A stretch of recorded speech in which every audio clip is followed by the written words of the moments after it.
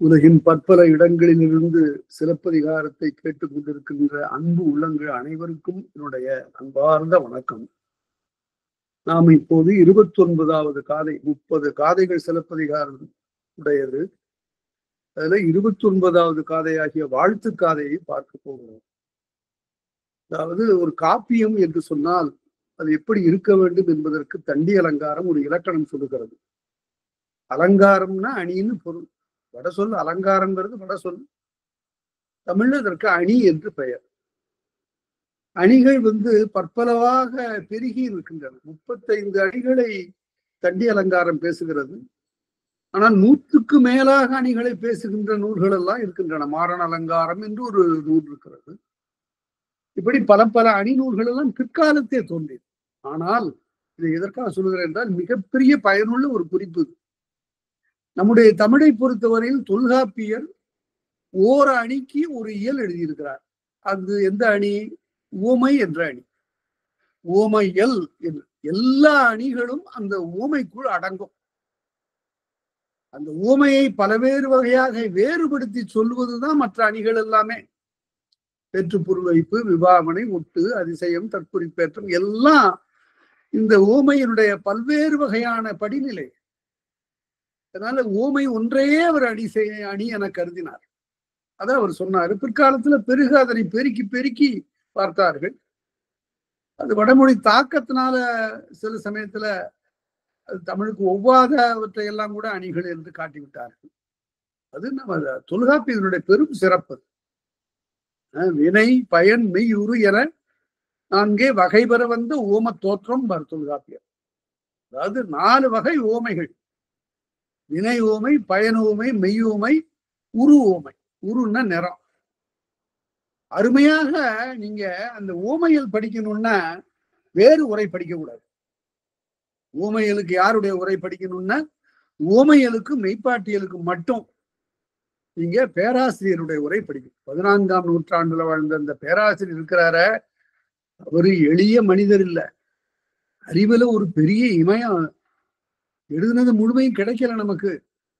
அதுல தொல்காப்பியத்துல ஒரு பகுதிக்கு மட்டுமே அவர் எழுதிய உரை கிடைக்கிறது. அது அந்த இயல்ல அவர் சொல்லக்கூடிய செய்திகள் மிக மிக உயர்ந்தவை. ஒரு சோற்று பதம் போல ஒரே ஒரு எடுத்துக்காட்டு நான் உங்களுக்கு சொல்றேன். வறுமை அப்படிங்கிறதுக்கு யாரையாவது பொருள் கேட்டா அல்லது அகராதியை புரட்டி பார்த்தா பொருள் இல்லாமை அப்படின்னு சொல்லுவாங்க. அவருக்கு அது உடன்பாடு இல்லை பேராசிரியருக்கு. அவர் அப்படி விளக்கம் எழுதல. வறுமை என்பதற்கு அவர் என்ன எழுதினார்னா, ஒரு பெரிய முனிவன் இருக்கிறான், எந்த பற்றும் இல்லை அவனுக்கு, உலகம் நன்றாக இருக்க வேண்டும் என்பதுதான். அதனால அதற்காகவே அவன் தவறு செய்கிறான். அவன் கிடைக்கக்கூடிய காய்கனிகளை உண்டு வாழ்வான். அதுவும் இல்லைன்னாலும் பட்டினி கிடப்பான். அதை பற்றி கவலைப்பட மாட்டான். அவன் வறுமையோடு இருக்கிறான்னு சொல்ல முடியுமா? இல்ல. எவன் ஒருவனுக்கு உள்ளத்துல ஆசை இருந்து கையில பொருள் இல்லையோ அதுதான் வறுமை. போகம் தூய்க்க பெறாத பற்றுள்ளம்னார். அருமையான ஒரு தொடர். வறுமை என்பது போகம் தூய்க்க பெறாது. போகம்னா தூய்க்க வேண்டும் என்ற ஆசை, விருப்பம், அது இருக்கிறது, ஆனா பொருள் இல்லை, அதுதான் வறுமை என்று சொன்னாங்க. இப்படியே பல சொற்களுக்கெல்லாம் அருமையாக பொருள் எழுதியிருக்கக்கூடிய உரை பேராசிரியருடைய உரை. அது இப்ப மறுபடியும் அச்சாகி வந்திருக்கிறது. அதனால ஓமையல் மெய்ப்பாட்டியல் இரண்டுக்கும் உரை படிக்கும் போது பேராசிரியருடைய உரையை படிக்க வேண்டும். பெருங்காப்பிய நிலை பேசுங்காலை தண்டி அலங்காரம் சொல்லுகிறது. ஒரு பெருங்காப்பியத்துக்கு என்ன வேண்டும்? முதல்ல தன்னேறில்லாத தலைவன் வேணும். கோவலன் தன்னேர் இல்லாத தலைவனா? உரைகள் உடையவன் தான். ஆனா சிலப்பதிகாரத்தை பொறுத்தவரையில் இது தலைவனால் அமைந்த காப்பியம் இல்லை. இது தலைவியால் அமைந்த காப்பியம், தலைவிக்கென்று அமைந்த காப்பியம். இது சமண சமய காப்பியமா, பௌத்த சமய காப்பியமா, அல்லது சைவ சமய காப்பியமா, வைணவ சமய காப்பியமா என்றால் எல்லாமே இவற்றிலே இடம்பெறுகின்றன. இது இவற்றையெல்லாம் தாண்டி இளங்கோவடிகள் ஒரு புதிய சமயத்தை சமைக்கிறார்.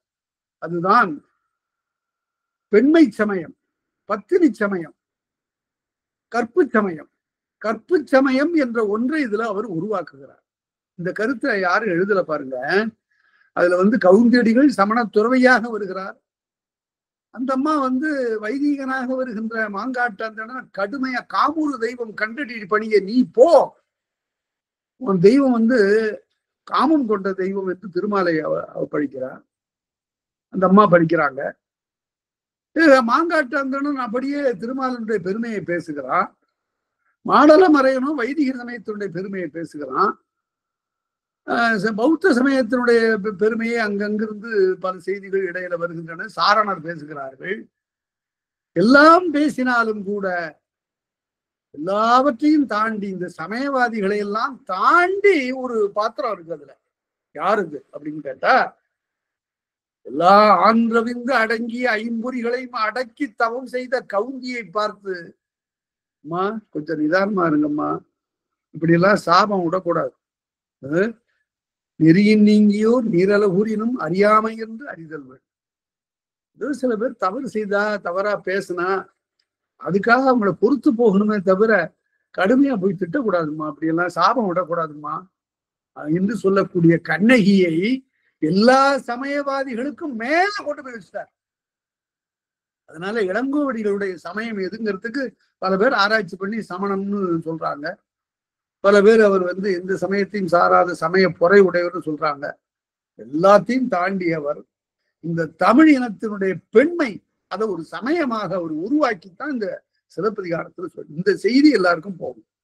அதனால அவருடைய கொள்கை அதுதான். அதைத்தான் நம்ம இங்க பார்க்கிறோம். அதுக்காக தான் அவர் கொண்டு போய் தெய்வமாக்கிட்டார். தெய்வமா இருந்தா தானே சமயம்னு ஒத்துக்குவாங்க. தெய்வமா நான் ஆக்குறேன் என்று சொல்லி அதுக்கு செங்குட்டுவன் கொண்டு இந்த தெய்வ படிமத்தை நிறுவ அந்த கோயில் இருக்கா இல்லையானெல்லாம் ஆராய்ந்து கொண்டே இருந்தாங்க. இளங்கோவடிகள் கட்டிய கோயிலை விடவா பெரிய கோயில் கண்ணகிக்கு வேணும் சிலப்பதிகாரம் என்ற கோயில். அதனால இந்த வாழ்த்துக்காதைய ரொம்ப அருமையான ஒரு பகுதி. இது என்ன ஆயிற்று, போன இடத்துல கோவலன் மாண்டு விட்டான். நம்முடைய அருமை கூறிய பெண்ணாகிய கண்ணகி அங்கு என்ன ஆனாலோ தெரியவில்லை என்று பூம்புகாரிலே கவலைப்பட்டு கொண்டிருக்கக்கூடிய கண்ணகியினுடைய தோழி தேவந்தியும் அவளுக்கு பக்கத்து தோழியும் செவிலி தாயும் வளர்ப்பு தாயும் ஆகிய 3 பேரும் மதுரைக்கு போனாங்களேன்னு மதுரைக்கு தேடிட்டு வர்றாங்க. என்ன ஒரு அருமையான துன்பமான செய்தி பாருங்க. இந்த 3 பெண்களும் தேடிக்கொண்டு எங்க கண்ணகியை காணுமே, எங்க கண்ணகி என்ன ஆனா தெரியலையே, கணவன் இறந்து போயிட்டாடாமே என்று தேடிக்கொண்டு மதுரைக்கு வந்தா அங்க கேள்விப்படுகிற செய்தி வேறையா இருக்கு. இங்க கோவலன் கொலைப்பட்டு விட்டான், கண்ணகி எப்படி சேர நாட்டுக்கு போய்விட்டாள் என்ற உடனே அங்க போகிற வழியில உடனே மாதரி மகள் ஐயை அழைத்து கொண்டு அவ புலம்பிட்டு இருக்கிறா. அந்த பெண், நான் அந்த அம்மாவோட கூடவே இருந்தன, அந்த அம்மா சமையலுக்கெல்லாம் நான் உதவி செய்தன என்று சொல்லக்கூடிய அந்த ஐயையும் கூடவே அழைத்து கொண்டு நேராக இந்த 4 பெண்களும் அங்கிருந்து வருகிறார். செங்குட்டுவனை பார்க்கிறார். செங்குட்டுவனை பார்த்து தாங்கள் உடன் வாழ்ந்த அந்த கண்ணகியினுடைய பெருமையை சொல்லுகிறார்கள். அதுல இருந்துதான் தொடங்குது. முதல்ல உரைப்பாட்டு மடைன்னு போட்டார் பாரு. அதாவது இது கவிதையும் அல்ல, உரைநடையும் அல்ல, கவிதை ஓசை அமைந்த ஒரு உரைநடை. இத ஒரு அழகாக பல வகையான இலக்கிய முயற்சிகள் சிலப்பதிகாரத்தில் நடந்திருக்கு. வரிப்பாட்டும் பார், வரிப்பாட்டுன்னு இசைப்பாட்டு. இது உரைப்பாட்டு மடை. மடைன்னா ஒரு பெரிய பாய்ந்து வரக்கூடிய ஒரு வெள்ளம். அது போல கடகட கடவென்று ஓடுது அந்த உரைப்பாட்டு மடை. இப்ப தொடங்குது.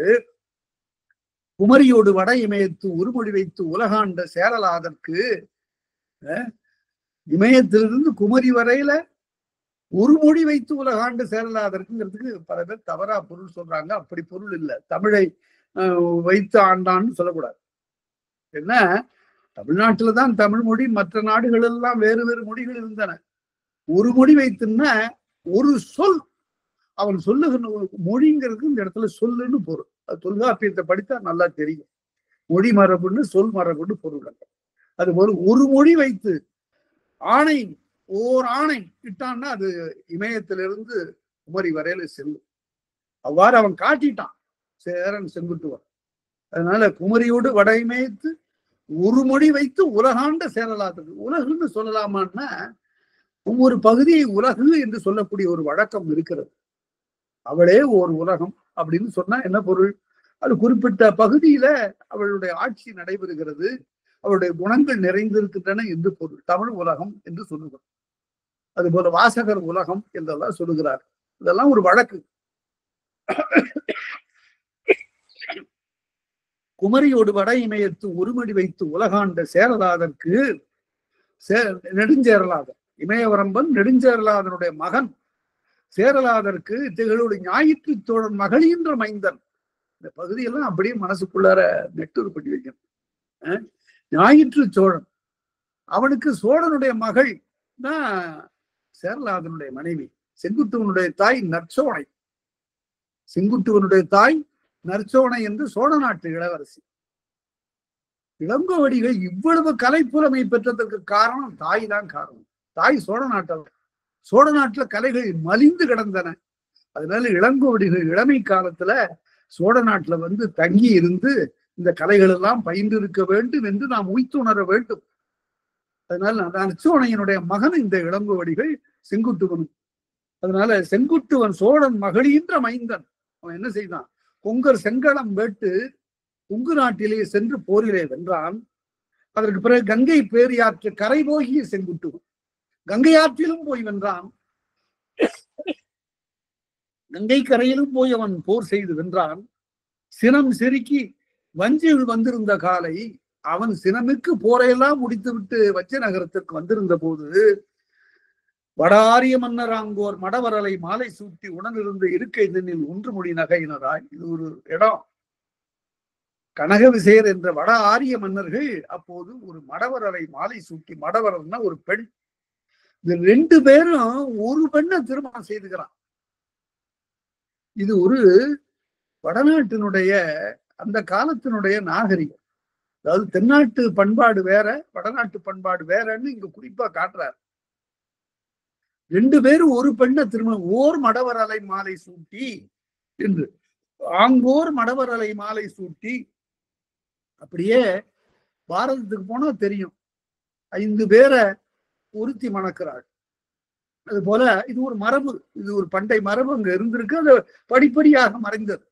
இதுல எதுவும் அதற்காக இகழ்ச்சியெல்லாம் பேசக்கூடாது. இது ஒரு காலத்து வழக்கம் அங்க இருந்தது. அது படிப்படியாக மாறி இருக்கிறது.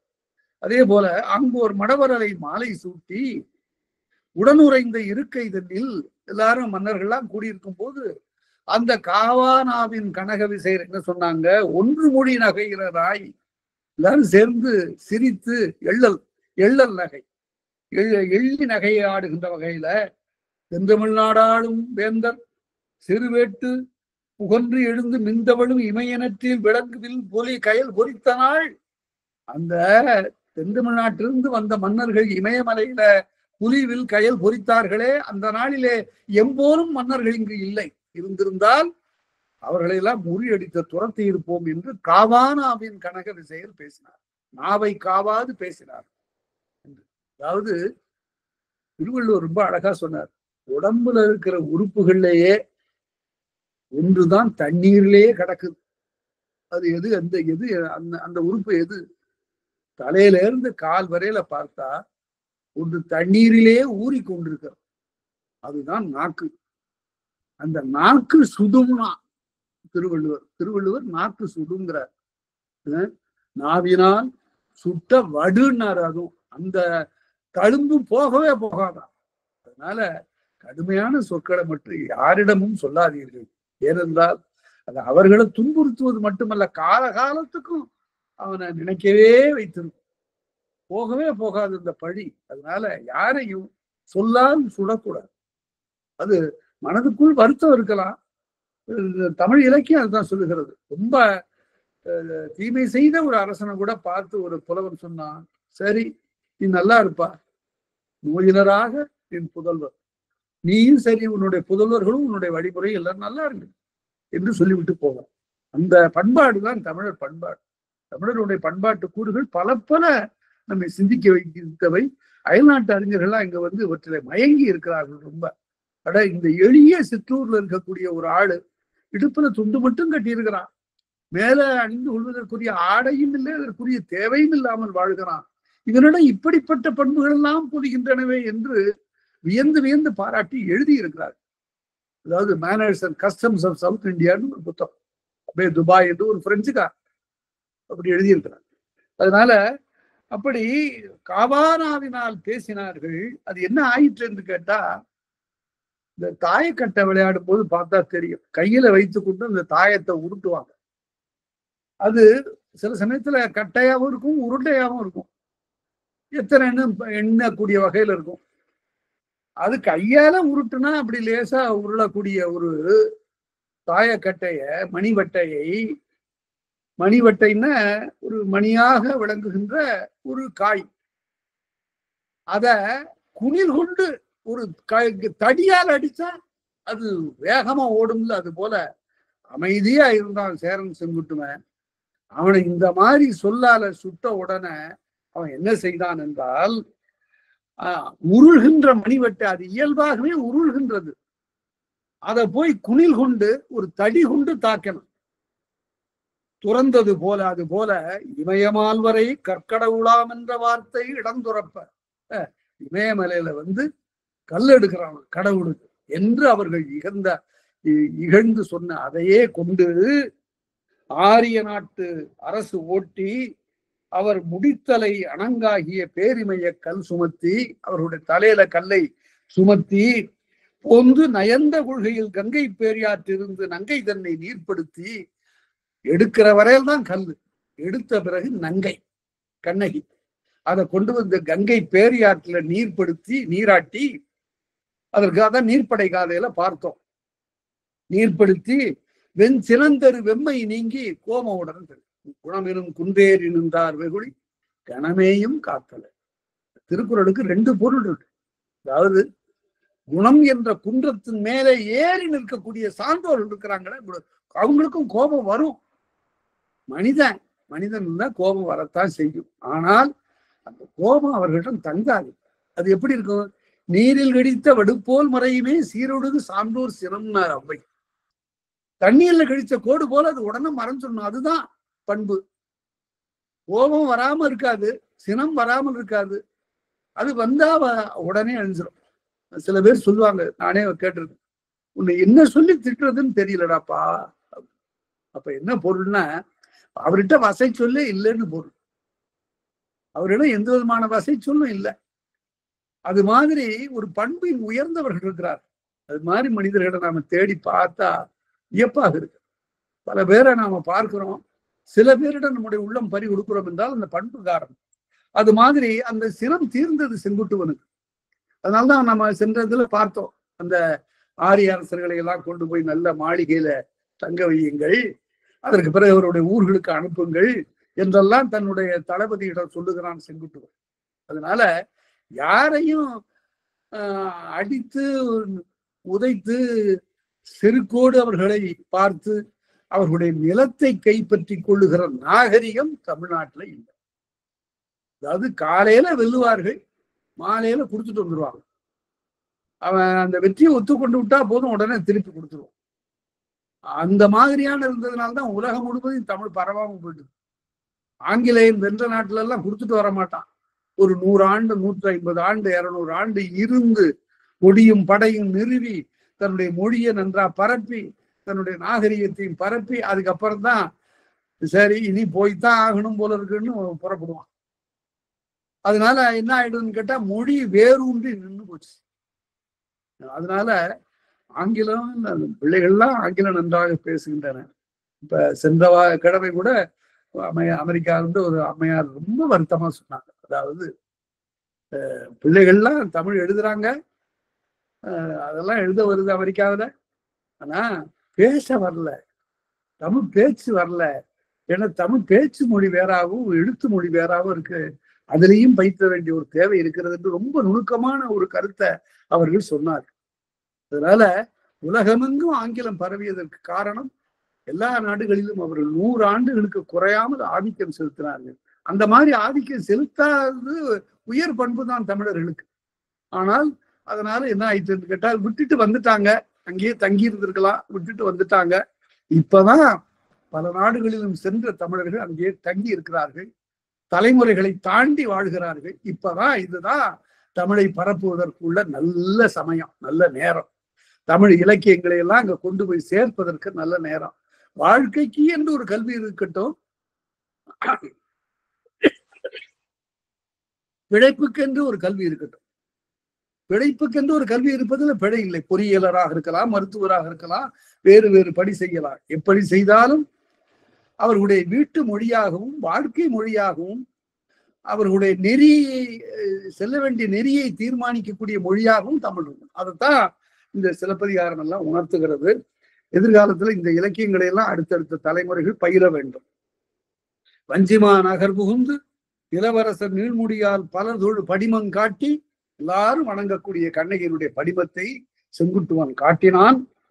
தடமுலை பூசலாட்டியை கடவுள் மங்கலம் செய்த பின்னால் அத்தகைய கண்ணகியை பூசலாட்டி பூசல் செய்தவள், அதாவது மதுரையிலே மிகப்பெரிய ஆவாரத்தை உண்டாக்கினார். ஒரு வழக்கை பூசல்னு வழக்கை செய்தவள். அவளை கடவுள் மங்கலம் செய்த பின்னால் கண்ணகிதன் கோட்டத்து மன்னரசர் திரை கேட்புடி உட்கார்ந்து, சரி எந்தெந்த மன்னர்கள் திரை கொண்டு வந்திருக்கிறார்கள், யார் யார் வரல என்றெல்லாம் கேட்கிறான். அப்படி கேட்கின்ற காலத்துல சில செங்கையில் நீருமிழ பொடியாடிய கருமுகில் தன் புறம்புதைப்ப அறம்படித்து கோவலந்தன் வினையுறுத்து உடனே அந்த கண்ணகி அங்கே பட்ட துன்பத்தை எல்லாம் அலம் வந்த மதிமுகத்தில் சில செங்கையில் நீருமிழ பொடியாடிய கருமுகில் தன் புறம்புதைப்ப அறம்படித்து கோவலந்தன் வினையுறுத்து குருமகனால் கொலை உண்ண. அதனால மிக அழகிய முகத்தை உடைய கண்ணகி, அவருடைய துணைவனாகிய கோவலன் வினை உறுத்து வினை கொண்டு வந்து செலுத்தியதுனால, இதுதான் தமிழர்களுடைய ஆழ்ந்த நம்பிக்கை. நமக்கு வரக்கூடிய கேட்டிற்கு பிறர் காரணமே இல்லை, அது அவர்கள் தந்தது இல்லை. தீதும் நன்றும் பிறர் தர வாரா, இதற்கு நானே காரணம், இது என்னுடைய ஊழ்வினை. இந்த நம்பிக்கை என்ன ஆயிற்றுன்னு கேட்டா, இது தமிழர்களுடைய கருத்து, நான் சொல்லல. டாக்டர் ஏஎல் பேஷம் என்ற ஐரோப்பியர் எழுதுகிறார். இந்த நம்பிக்கை தமிழர்களுடையது. இது இருந்த வரையில யாரும் தப்பு செய்யல. தீதும் நன்றும் பிறர் தர வாரா, பழி வாங்கல. என்ன ஆயிற்று, ஏஎல் பேஷம் அந்த கருத்தை எழுதும் போது, அந்த புத்தகத்தை நீங்க எப்பயாவது வாய்ப்பு கிடைத்தா பாருங்க, நான் அதை பொன்னே போல் அந்த புத்தகத்தை போட்டுக்கிறேன். ஆஸ்திரேலியாவில வரலாற்று பேராசிரியராக இருந்த ஏஎல் பேஷம் எழுதுகிறார். அது ஒரு கட்டுரை தொகுப்பு போட்டார் அவர். அதுல ஹிந்துயிசம்னு ஒரு தலைப்பு. எழுதுகிறவர் யாரு, டாக்டர் ராதாகிருஷ்ணன், சர்வப்பள்ளி ராதாகிருஷ்ணன் என்ற இந்திய குடியரசுத் தலைவர் எழுதுறாரு. அதுல எழுதும் போது அவர் எழுதுறாரு, வேதங்களில் இந்த உடம்பை விட்டு உயிர் போன பிறகு எங்கே போகிறது என்று சொல்லப்படவில்லை, அது அவர்களுக்கு தெரியவில்லை, ரிக்வேதத்துல இல்ல. உடம்பை விட்டு உயிர் போகிறது சரி, எங்க போகுதுன்னு தெரியல. ஆனால் தமிழ் நூல்கள்ல என்ன சொல்லிட்டான்னா, அத ராதாகிருஷ்ணன் அதோட நிறுத்திட்டார். அந்த இடத்துல புள்ளி வச்சு அந்த நூலை தொகுத்த டாக்டர் ஏஎல் பேஷம் எழுதுகிறார், உயிர் எங்க போகிறது என்பது ஒரு ஆராய்ச்சி தான். அதை முதலாக பிருகதாரண்ய உபனிஷதம் என்ற சமஸ்கிருத நூல்ல காசி அரசனுக்கு கௌதமன் என்ற முனிவன் பாடம் சொல்லுகிற போது, அப்பா தம்பி கேட்டுக்க, இந்த உயிர் போவதை பற்றி நம்முடைய நூல்கள்ல செய்தி இல்லை, ஆனால் வேறு ஒரு இனத்தவர்கள் ஒரு நம்பிக்கை கொண்டிருக்கிறார்கள், உயிர் மறுபிறப்பு அடைகிறது என்று அவர்கள் நம்புகிறார்கள், அந்த கருத்தை நீ வைத்துக்கொள் என்று அந்த அரசனுக்கு அவன் பாடம் சொன்னான். இந்த செய்தி எடுத்துட்டு, இது இந்தியாவினுடைய கடைகோடியில் இருக்கக்கூடிய தமிழர்களுடைய கருத்தாகும். இந்த நம்பிக்கை ரொம்ப, இது நல்லதோ கெட்டதோ உண்மையோ பொய்யோ அதெல்லாம் தள்ளிடுங்க, அந்த ஆராய்ச்சி வேணாம். அந்த நம்பிக்கை இருந்த வரையில அவன் ஒவ்வொருவனும் ஒழுங்கா இருந்தான். ஏப்பா தீமை செய்தா இதை நாம அனுபவிக்கிறாப்புல வரும்பா. திருவள்ளுவர் அதை சொன்னார். தன்னுடைய நிழல் அவன் ஒருவனை பிரியாமல் இருப்பது போல அவனவன் செய்கின்ற வினை அவனுடைய அடியிலே உறையும் என்றார். இந்த கருத்து தமிழர்களுக்கு உரிய கருத்து. இதை ஏஎல் பேஷம் எழுதினார். நாம் எழுதினா குறை சொல்லி விடுவார்கள், அவர் ரொம்ப ஆராய்ந்து எழுதினார். இந்த புத்தகத்துக்கு பேரு தி கல்ச்சுரல் ஹிஸ்டரி ஆஃப் இந்தியா. அது கட்டுரைகளுடைய தொகுப்பு. அதுல அவர் தான் தொகுத்திருக்கிறார், பல குறிப்புகள் எழுதியிருக்கிறார். அத வாய்ப்பு வரும்போது நீங்கள் படிக்கலாம். சரி, இவ்வாறு வினை உறுத்து குருமகனால் கொலை உண்ண கோவலந்தன் இடம் சென்ற கண்ணகி தன் கண்ணீர் கண்டு மன்னரசர் பெருந்தூண்டல் உண்ணீரற்று உயிரிழந்தமை மாமறையோன் வாய்க்கேட்டு. இந்த செய்தியெல்லாம் மாடலன் என்ற மறைவோன் வந்து சொன்னான். இப்படியெல்லாம் நடந்தது என்று செங்குட்டுவனிடம் சொன்னான். வாய்க்கேட்டு மாசாத்துவான் தான் துறப்பவும், மாடலன் சொன்னதை கேட்டு மாசாத்துவான் என்ற கோவலனுடைய தந்தை இறந்தான். தான் துறப்பவும் அவன் துறவடைந்தான். மனைக்கிடத்தி உயிரிழப்பவும் அவனுடைய தாய் உயிரிழந்தாள். ஏழை மற்றவர்கள் எல்லாம் கூட பெருந்துன்பம் எய்தி காவற்பெண்டும் அடித்தோழியும் கடவுள் சாத்தனுடன் உறைந்த தேவந்தியும் இந்த 3 பேரும், இந்த 3 பெண்களும் புறப்பட்டு சேயிழையை காண்டும் என்று கண்ணகியை பார்க்கலாம் என்று மதுரை மாநகர் புகுந்து முதுரா முலைப்பூசல் கேட்டு அங்கு அடைக்கலம் இழந்து உயிரிழந்த இடைக்குல மகளிடம் எய்தி மாதரியினுடைய வீட்டுக்கு போய் அவளுடைய மகள் ஐயையை பார்த்து வையை ஒரு வழி கொண்டு வையை ஆற்றன் கரையோட போய் மாமலை மீமிசை ஏறி சேர நாட்டுக்கு போய் கோமகள் தன் கோயில் புக்கு கண்ணகியினுடைய கோயிலுக்கு வந்து கங்கைக்கு சிறப்புயர்ந்த செங்குட்டுவருக்கு திறமுறைப்பர். அப்ப அங்கிருந்து வந்து செங்குட்டுவனுக்கு நடந்ததெல்லாம் அவர்கள் தங்கள் பக்கம் நடந்ததெல்லாம் சொல்லுகிறார்கள். முதல்ல தேவந்தி பேசுகிறார். இந்த தேவந்தி என்பவள் யார்? கணாத்திரம் உரைத்த காதையில பார்த்தோம். கண்ணகி ஒரு கனவு காணுகிறாள். அம்மா தேவந்தியே, தோழியே, நான் ஒரு கனவு கண்டேன்.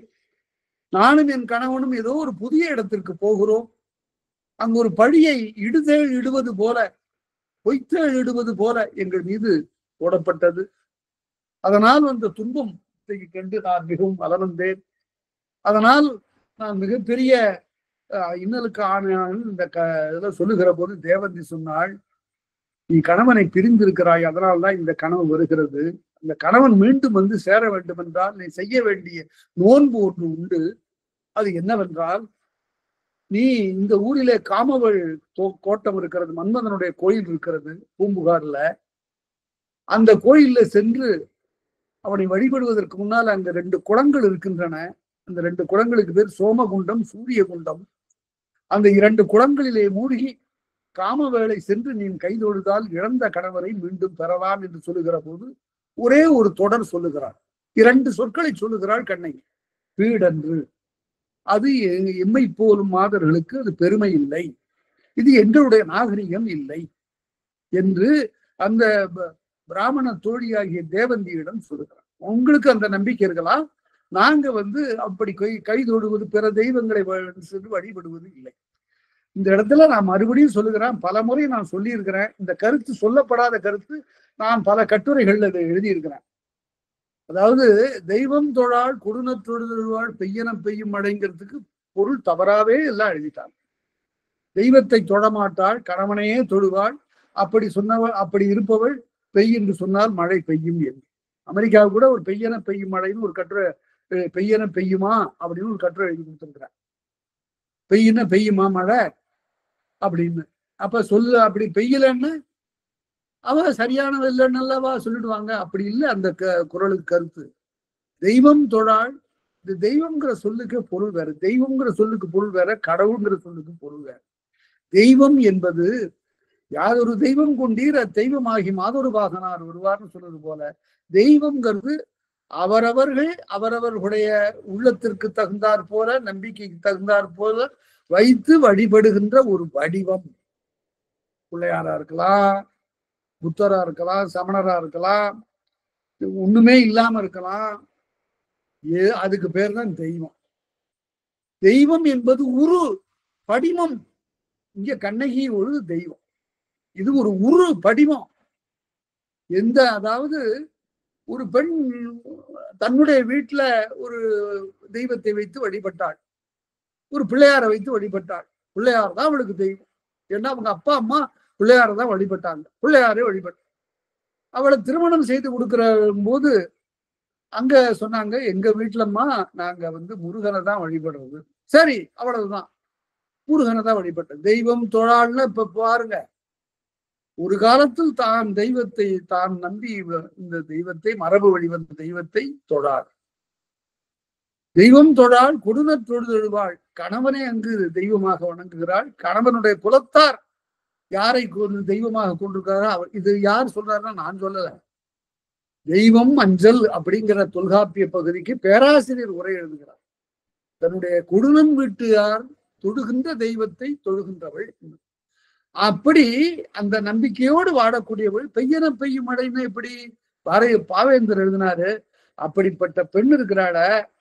அவள் மழை பெய்யென்று சொன்னால் பெய்கின்ற மழையை போன்றவள்னு அதை ஓமையாக்கினார். அவளை போல பயனளிக்கக்கூடிய, உடனே பயனளிக்கக்கூடிய ஒரு வகையில செயல்படக்கூடியவள் ஆற்றல் உள்ளவை இல்லைன்னு சொன்னார்.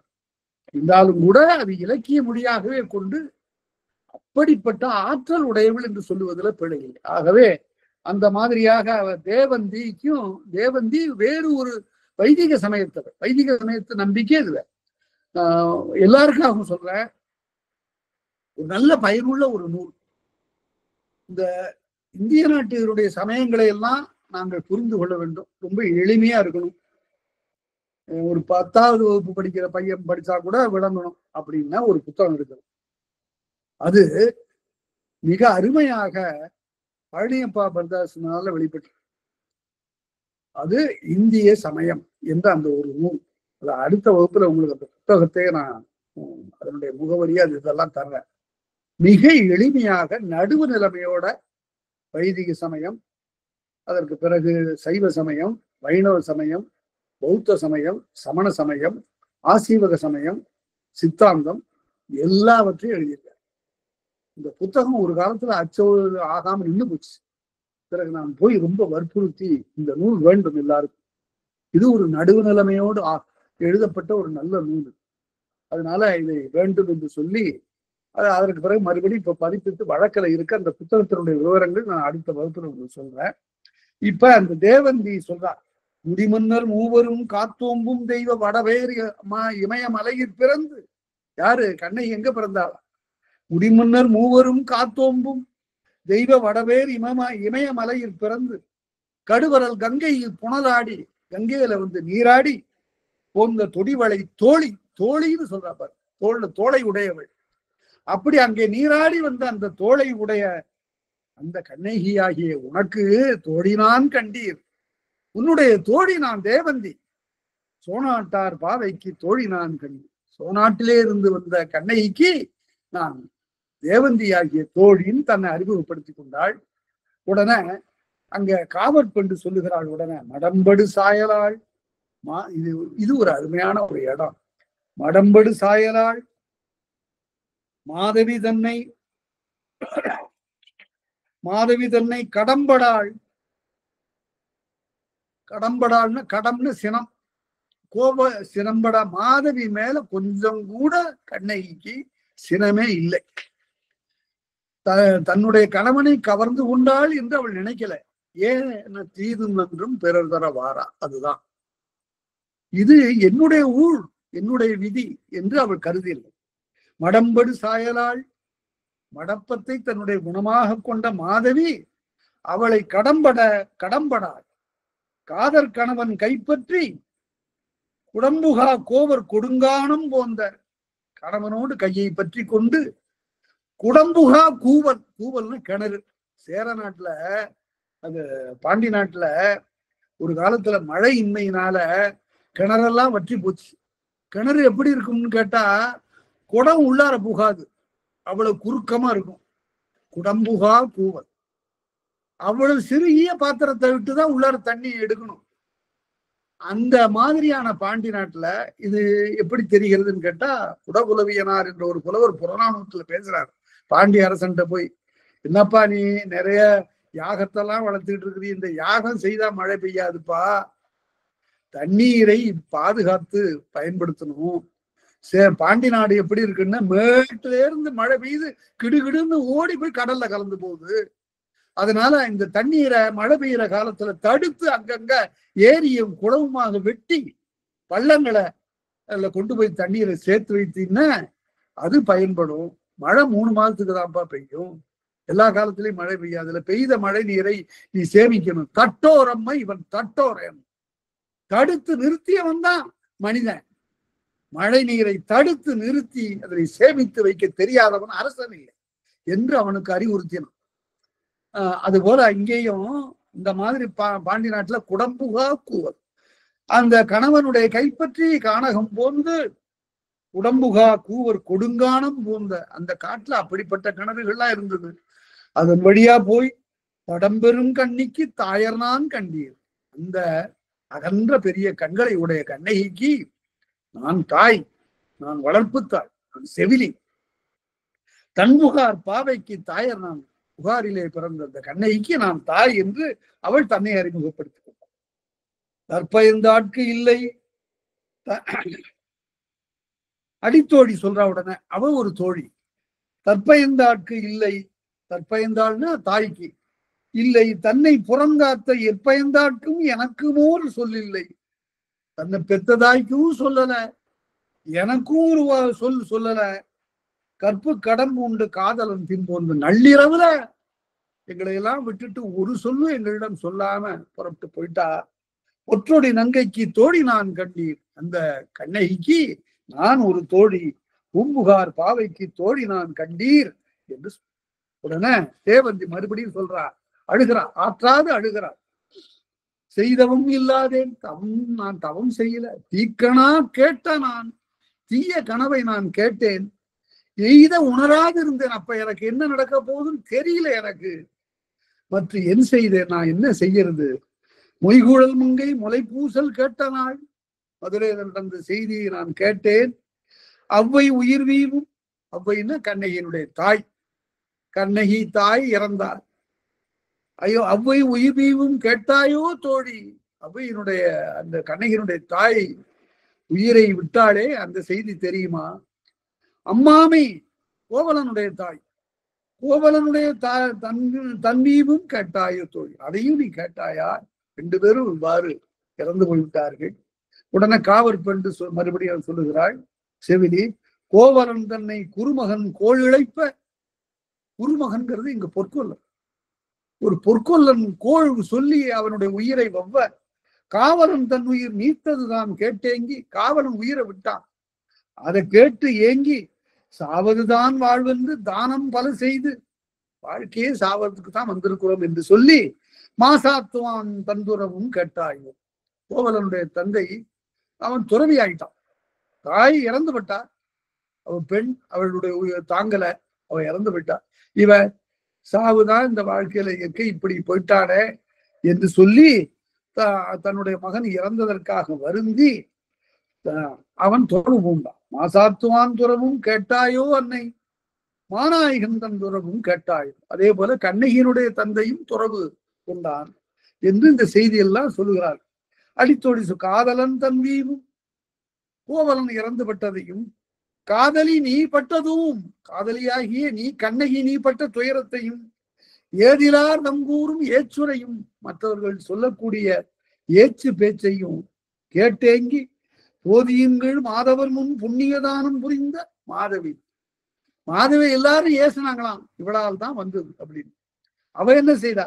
மாதவி தன் துறவும் கேட்டாயோ, அவளும் துறவியாயிட்டான் என்று தேவந்தி.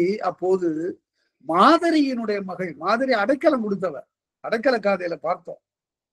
அந்த தேவந்தி ஐயை, அந்த மாதரியினுடைய மகள் ஐயையை பார்த்து, ஐயோ இவ இந்த பெண்ணு பாவம், கண்ணகிக்கு துணையாக இருந்தா, சில நாள் பழகணும், அப்படியே நேசம் அப்படியே பொங்க அவர்களை அரவணைத்துக் கொண்டார்.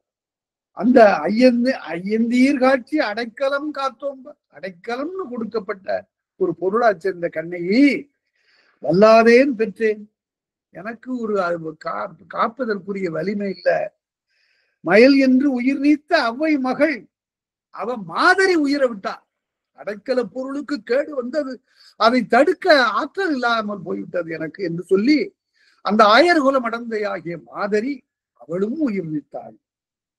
அதற்கு பிறகு அவ்வை மகள் இவள், இந்த ஐயை இருக்கிறாள், அம்மனம் பட்டிலா, இவ திருமணம் செய்து கொள்ளல, வேண்டாம் என்று சொல்லிவிட்டாள். மாமி மடமகளை கண்டாயோ, இந்த ஐயை என்ற இந்த பெண்ணை பார்த்தீர்களா என்று சொல்லு. செங்குட்டுவன், அப்பதான் இதெல்லாம் செங்குட்டுவனுக்கு சொல்லப்படுகிறது. பழைய வரலாறுகள் எல்லாம் யார் யார் என்று சொல்லி நல்ல அறிமுகத்தோடு செங்குட்டுவனுக்கு சொன்ன உடனே அப்படி நிமிர்ந்து பார்க்கிறான். என்னே இகுது என்னே இகுது என்னே இகுது என்னே 3 முறை சொல்லலாம். எப்பவுமே இந்த மாதிரி வியப்புக்குரிய சொற்களை 3 முறை சொல்லலாம். அதுக்கு அந்த இலக்கணப்படி என்னே இகுது என்னே இகுது என்னே இகுது என்னே கொல் பொன்னம் சிலம்பில் புனை மேகலை, அதாவது பொன்னாலாகி சிலம்பை புனைந்து கொண்டு மேகலை இடுப்பிலே மேகலை அணிந்து கொண்டு கையிலே வளையல் பூண்டு நல்வயிர பொற்றோட்டு நாவலம் பொன்னிடை சேர் நல்ல பொன்னாலாகிய தோட்டை அணிந்து கொண்டு வானத்துல ஒரு மின்னல் கொடி வந்தது. கண்ணகி அப்படி மின்னல் கொடியாக தோன்றினாளாம். நீவி சென்றில் தோன்றுமால் வானத்தின் கண்ணே தோன்றுகிறது பாருங்கள் அப்படின்னா. அப்ப கண்ணகி வானத்திலிருந்து வானொலியாக, அசரீரியாகங்கிறதுக்கு வானொலியாக கண்ணகியார் கடவுள் நல்லடி காட்டியது தென்னவன் தீதிலன். அப்பதான் சொல்றார் பாண்டியன் குற்றமற்றவன், தீதிலன் தேவர்கோன் தன்கோயில் நல்விருந்து ஆயினான். அவன் வானவர் உலகத்துல சென்று சேர்ந்து விட்டான். அவன் தவறு செய்யவில்லை, அதனால அவன் வானவர் உலகத்துக்கு போயிட்டான். நான் அவன் தன் மகள் கண்ணகியாகிய நான் பாண்டிய நெடுஞ்செழியனுடைய மகள் வெண்வேலா. அதாவது பிழை பொறுத்தல்ங்கிறதுக்கு இதை விட உச்சம் வேற ஒன்றும் இல்லை. யார் செய்த பிழையும் பொறுக்கக்கூடிய பண்பு வருவதற்கு காரணம் அது நான் செய்த ஊழ்வினை என்ற அந்த நம்பிக்கை தான். வெண்வேலான் குன்றில் விளையாட்டு யானார். அவனுடைய குன்றத்துல நான் எப்போதும் இந்த சேரநாட்டினுடைய குன்றத்துல நான் எப்போதும் இங்கே இருப்பேன், விளையாடி கொண்டிருப்பேன். இன்னூரும் தோழி மீர் எல்லீரும் பொம்மல்ல, எல்லாரும் வாருங்கள், என்னோடு வாருங்கள் என்று கண்ணகி கூறியதாக அவ்வாறு வானிலிருந்து ஒலி புறப்பட்டது. வஞ்சி மகளிர், வஞ்சி இடையீர், வஞ்சி நாட்டு பெண்களா சொல்லுகிறார்கள். வஞ்சி கொடி போன்ற இடையுடையவர்களே, மரவேளான் பஞ்சடி ஆயத்தீர். பஞ்சடின்னா இந்த செம்பஞ்சு மாதிரி மென்மையான பாதங்களை உடைய பெண்களே. இது முன்னாடியே நாம பார்த்தோம். பரற்பகை உடந்த நோயோடு சிவனி மருந்து நாயினாவி பெருந்தகு சீரடின்னு சொல்லுவார் முடத்தாம கண்ணியார் புறநூறாற்றுப்படையில. அதாவது இந்த விரலி பாலை நிலத்துல நடக்கும் போதெல்லாம் பரற்கற்களோட இந்த கால் தேஞ்சி கொப்பனம் எல்லாம் புறப்பட்டு அது உடைஞ்சி தண்ணீர் ஊத்துதல் இருந்து அது எப்படி இருக்குன்னு கேட்டா, ஓடி இழைத்த நாய் அதனுடைய நாக்கில இருந்து அப்படி தண்ணி சொட்டுமா, அது போல இந்த ஒரு பெண் முடத்தாம கண்ணியார் என்ற பெண்பார் புலவர் அழகா பாடுறார்.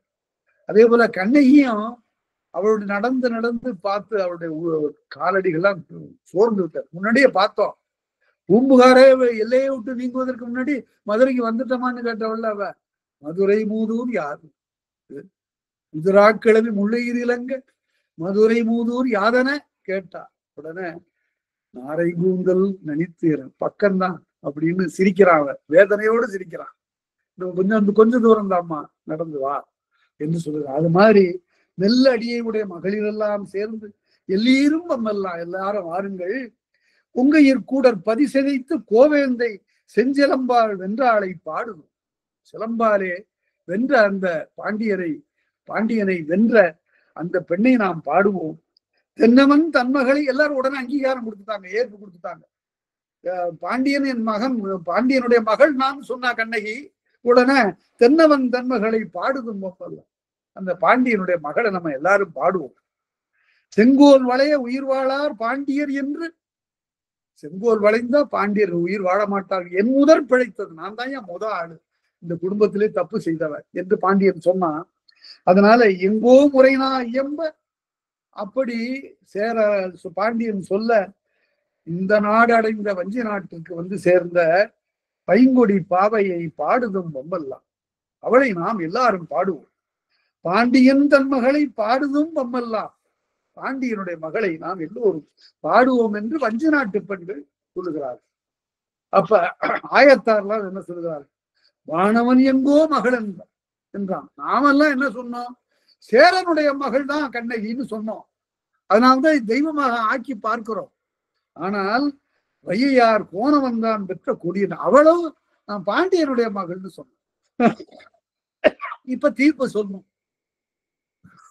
நாம நம்முடைய அரசனுடைய மகள்னு சொன்னோம், கண்ணகியும் நாம் பாண்டியனுடைய மகள்னு சொன்னா, அதனால வானவனை வாழ்த்துவோம் நாமாக, நாம சேரனை வாழ்த்துவோம், வையையார் கோமானை வாழ்த்துவாள் தேவ மகள், அவ பாண்டியனை வாழ்த்துட்டோம். ஆக ரெண்டு வேந்தர்களையுமே வாழ்த்துவோமாக என்று அப்ப வாழ்த்து தொடருது.